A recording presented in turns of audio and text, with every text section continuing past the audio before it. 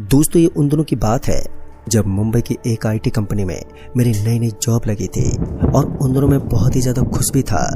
1 महीने तक तो सब कुछ ठीक ठाक रहा, पर एक दिन मुझे ऑफिस में काम करते करते कब रात के 12 बज गए, समय का कुछ पता ही नहीं चला। फिर मैं काम खत्म करके ऑफिस से निकलकर बस स्टैंड की तरफ जाने लगा और जब मैं बस स्टैंड की तरफ जा ही रहा था कि तभी बादल गरजने लगे और साथ ही बिजलियां भी कड़कने लगी थी। अभी मैं जा ही रहा था कि तभी बारिश की बूंदाबांदी होने लगी और कुछ देर में बारिश होना भी तेज हो गई। वहीं पास में एक चाय की दुकान भी थी, तो मैं उसी दुकान की ओर गया और वहीं पर बारिश बंद होने का वेट करने लगा। वेट करते करते मुझे अब 1 घंटा बीत गया था, पर अभी भी बारिश बंद ही नहीं हो रही थी। फिर मैंने सोचा कि अब बस भी बस स्टैंड से निकल गई होगी, तो अब मैं यहाँ से कैसे निकलूंगा, मुझे कुछ भी समझ में नहीं आ रहा था। तभी वहीं पास में खड़े एक आदमी ने कहा कि आज तो बस मिलेगी नहीं, तो अब तो मुझे लोकल ट्रेन से ही जाना होगा। फिर मैंने भी सोचा कि क्यों ना मैं भी ट्रेन से चला जाता हूँ, पर एक समस्या ये थी कि वहाँ पर जाने के लिए मुझे कुछ दूर तक पैदल ही जाना पड़ता।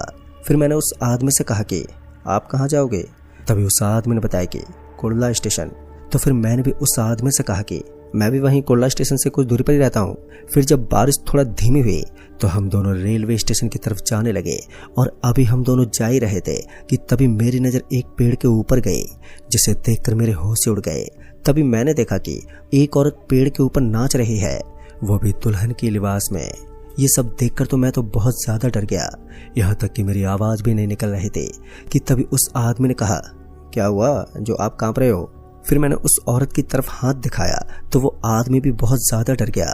तभी उस आदमी ने कहा कि यहाँ से चुपके से निकल चलो, अगर वो देख लेगी तो हम दोनों का पीछा नहीं छोड़ेगी और हम दोनों को जान से भी मार डालेगी।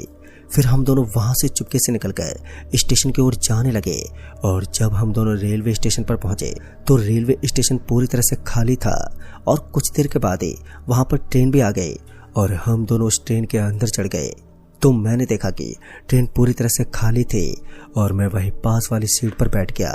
फिर मैंने अपने मोबाइल में समय देखा तो अब रात के 1 बज रहे थे। मैंने उस आदमी से कहा कि आज तो यार हम दोनों बहुत ही लेट हो गए हैं। जिस पर उस आदमी ने कहा कि हाँ भाई, आज तो हम दोनों वाकई लेट हो गए, और तो और इस पूरी ट्रेन के अंदर मैं और तुम ही हैं शायद। अभी हम दोनों आपस में यूं ही बातें कर रहे थे कि तभी मेरी नज़र खिड़की से बाहर गई तो मैंने देखा कि वो दुल्हन वाली औरत अभी भी हवा में उड़ रही थी और फिर कुछ देर के बाद वो अचानक ही वहां से गायब हो गई। उस औरत के गायब होते ही मैं वहीं पर जमसा गया था। तभी उस आदमी ने कहा कि अरे भाई, क्या हुआ जो तुम इतने शांत हो गए? फिर मैंने कहा कि यार वो पेड़ वाली दुल्हन हवा में उड़ रही थी, फिर पता नहीं अचानक से वो गायब हो गई। जिस पर उस आदमी ने कहा कि अरे यार, ये तो बस तुम्हारा वहम है, यहाँ पर तो कोई नहीं है। फिर मैंने जैसे उस आदमी की तरफ नजर घुमाई तो मैंने देखा कि वो दुल्हन उस आदमी के पास बैठी थी और उसे देखकर मैं बहुत ही ज्यादा डर गया। फिर मैंने उस आदमी से डरते हुए कहा, आप पीछे देखो। जैसे उस आदमी ने पीछे मुड़कर देखा तो वो औरत अब गायब हो गई थी। फिर उस आदमी ने कहा कि कोई तो नहीं है यार मेरे पीछे। जिस पर मैंने कहा कि अभी वो औरत तुम्हारे पीछे ही थी, उसने सर पे पल्लू रखा था और हाँ, उस औरत के पैर भी नहीं थे। जैसे मैंने तुम्हें देखने को कहा तभी वो औरत गायब हो गई। अभी मैं घबराते हुए उसे ये सब बोल ही रहा था कि तभी ट्रेन एक स्टेशन पर जाकर रुक गई और जब हमने स्टेशन की तरफ देखा तो स्टेशन पर वही लड़की हमें दिखाई दी। उस आदमी ने कहा कि काश ये लड़की इसी बोगी में आ जाए, मगर वो लड़की तो दूसरे बोगी में जा रही थी कि तभी जाते समय उस लड़की ने हम दोनों को देख लिया। तो वो लड़की हम दोनों को जिस बोगी में थे वो लड़की भी उसी बोगी में आ गई और हम दोनों के सामने वाली सीट पर आकर बैठ गई। तो उस आदमी ने कहा कि तुम इतनी रात को कहाँ से लौटी हो? जिस पर उस लड़की ने कहा कि वो क्या है कि बॉयफ्रेंड का जन्मदिन था तो पार्टी में गई थी, वहीं से आते समय लेट हो गई। पर मैं अभी भी उसी दुल्हन वाली औरत के बारे में सोच रहा था और वो दोनों आपस में बातें करने में लगे थे। इसी बीच मेरी आंख लग गई और फिर कुछ समय बाद जब मेरी नींद खुली तो मैंने देखा कि न ही तो वो आदमी था और न ही वो लड़की। कुछ देर वेट करने के बाद फिर मैं उस आदमी को ढूंढने लगा तो मैंने देखा कि बाथरूम के दरवाजे पर खून ही खून दिख रहा था। ये देखकर तो मैं बहुत ही ज़्यादा डर गया और फिर जब मेरी नज़र बाथरूम के अंदर गई तो मैंने देखा कि वो दुल्हन उस आदमी का खून पी रही थी और उस औरत को देखकर मैं डरते हुए गेट की तरफ भागा तो वो औरत मेरी तरफ आने लगी। उसे मेरी तरफ आता हुआ देखकर अब मेरे तो होश उड़ गए थे वो मेरी तरफ अभी आ ही रहे थे कि तभी ट्रेन किसी स्टेशन पर जाकर रुक गए। तो मैं ट्रेन से नीचे उतरकर मैं स्टेशन से बाहर की ओर भागते हुए गया। स्टेशन के बाहर पहुंचा तो मैंने देखा कि चारों तरफ अंधेरा ही अंधेरा है। तभी मेरी नज़र साइड में खड़ी एक ऑटो पर गई, जिसे देखकर मैं उस ऑटो की तरफ भागते हुए गया। मैंने देखा कि वो ऑटो ड्राइवर सो रहा था। फिर मैंने उस ऑटो ड्राइवर को आवाज़ देते हुए कहा, अरे भैया आप हिंजौड़ी चलोगे क्या? पर उस ऑटो ड्राइवर ने कोई जवाब ही नहीं दिया। मैंने फिर से उस ऑटो ड्राइवर को आवाज़ दी, अरे भैया आपसे ही बोल रहा हूँ, हिंजौड़ी चलोगे क्या? तभी वो ड्राइवर उठकर बैठ गया। तो उसने कहा कि मैं तो कहीं नहीं जाऊँगा।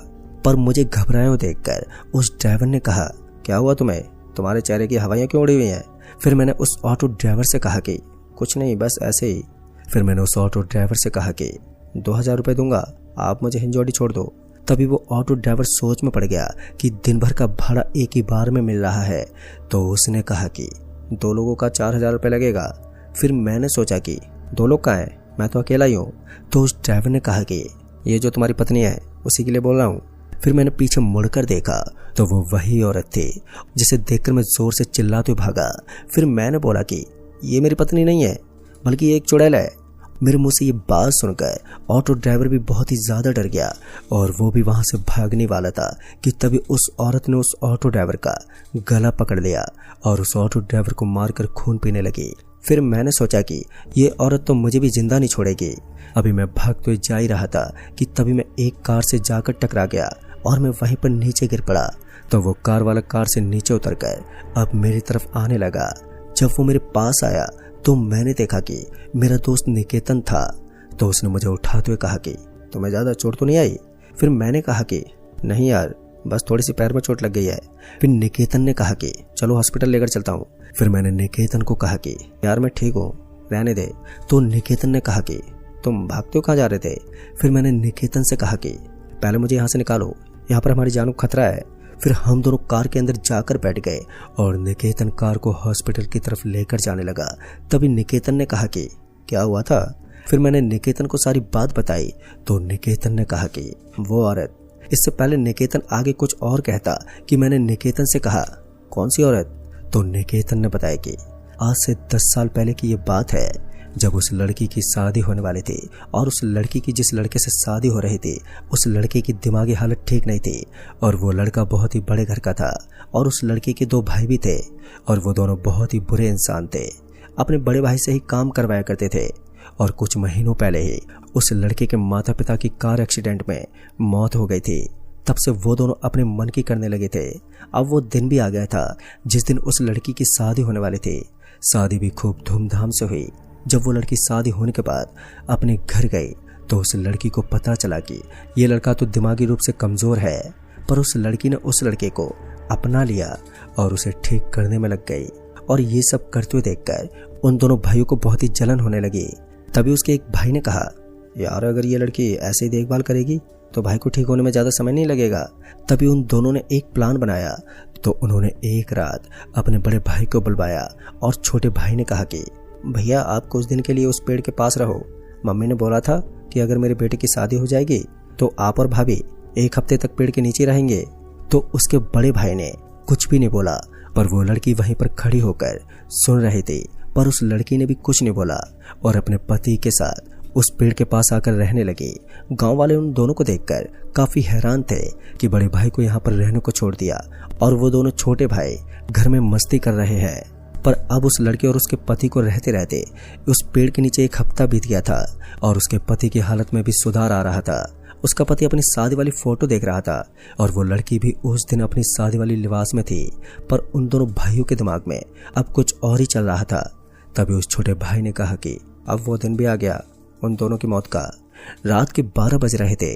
तो वो दोनों उस पेड़ के पास पहुंचे तो उन दोनों ने देखा कि वो दोनों पति पत्नी सो रहे हैं। तो उन दोनों ने अपने बड़े भाई और भाभी का गला दबाकर मार दिया और वो दोनों तड़प तड़प कर वहीं पर मर गए। उन दोनों को उस पेड़ पर मारकर लटका दिया गया। फिर अगले दिन सुबह गांव के एक लड़के ने पेड़ पर लटकते हुए देखा तो उसने गांव वालों को बुलाया और फिर कुछ देर में ही गांव वाले वहां पर इकट्ठा हो गए। गांव वालों ने उन दोनों की बॉडी को पेड़ से नीचे उतारा और फिर कुछ देर के बाद वो दोनों भाई भी वहां पर आ गए और झूठ मूठ कर रोने लगे। पर उन दोनों की बॉडी को तो दफना दिया और फिर तब से मौत का सिलसिला चालू हो गया। फिर उसके बाद कुछ दिन तो उन दोनों भाइयों के अच्छे से कटे, पर एक रात उन दोनों की भी मौत हो गई और फिर उसके बाद वो औरत हमेशा हमेशा के लिए उस पेड़ पर रहने लगी। अगर कोई भी उस पेड़ के रास्ते से गया तो उसका मरना निश्चित है और इसी वजह से उस रास्ते से कोई भी नहीं जाता। दोस्तों, उस औरत के बारे में बातें करते हुए कब हम दोनों हॉस्पिटल पहुंच गए हमें पता ही नहीं चला। और हाँ, अगर निकेतन उस रात नहीं होता तो शायद मैं भी मर गया होता। तो दोस्तों, इस कहानी में बस इतना ही। कहानी आपको पसंद आई हो तो वीडियो को लाइक शेयर जरूर कर दें और साथ ही हमें नीचे कमेंट बॉक्स में जरूर बताएं। तो मैं आपका दोस्त राजकुमार जल्द ही मिलूंगा ऐसे ही एक और नई कहानी के साथ। तब तक के लिए बाय एंड टेक केयर।